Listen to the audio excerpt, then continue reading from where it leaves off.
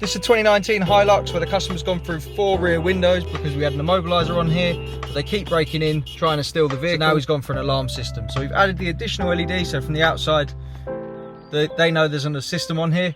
Unlike the standard factory light, which means there's no alarm, these Hiluxes aren't very secure. They're smashing the rear quarter glass, climbing in and taking the trucks. So on this, we've got ultrasonic sensors, so if I move around inside, when they smash the window, climb in, there's a pressure change, it's going to trigger these sensors. The alarm, as you heard, fires a siren, horn and the hazards, so you're going to hear them when they get in the vehicle. Simple, using the factory key, if we arm, system locks, we get one bleep, one flash, and when the system's active, the LED's flashing. Simple, get in, we'll unlock the vehicle, system disarms, you can get in.